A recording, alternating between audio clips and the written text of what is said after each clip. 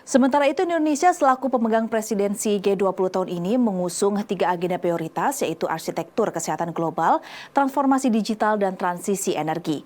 Ketiga isu tersebut dinilai penting dalam menggandeng seluruh komunitas global untuk kembali bangkit dan pulih usai terjadinya pandemi COVID-19 dalam 2 tahun terakhir.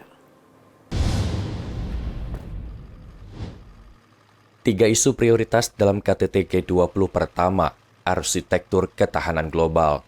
Terkait dengan arsitektur kesehatan global, Indonesia mendorong pengembangan pendanaan dengan investasi awal sekitar 1,4 miliar US dollar untuk menjaga resiliensi masyarakat global terhadap COVID-19 dan pandemi baru di masa mendatang. Ada 3 strategi kebijakan yang didorong dalam upaya memperkuat arsitektur kesehatan global. Pertama, menyusul dan membangun mekanisme Global Health Fund.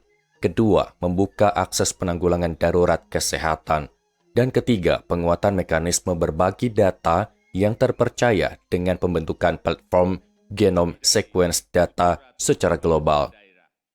Kedua, transformasi digital. Indonesia mendorong peningkatan transformasi ekonomi berbasis digital dengan menyiapkan infrastruktur teknologi berupa fiber optik dan pengembangan teknologi terbaru yang sering disebut Low Earth Orbit Satellite hingga 17.000 pulau di Indonesia akan saling terkoneksi.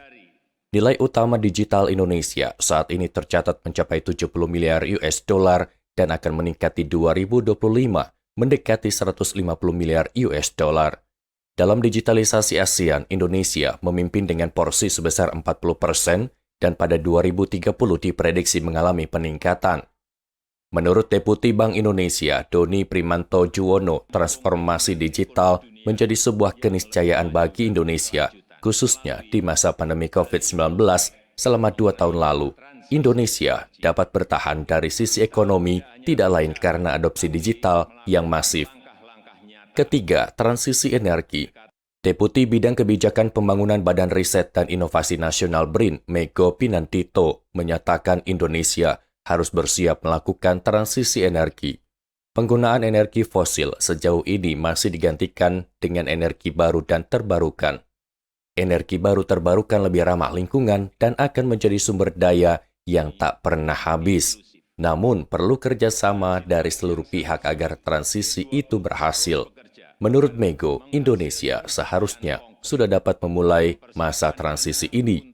Ia memproyeksikan bahwa pada 2025, penggunaan energi baru terbarukan di Indonesia sudah mencapai 23%.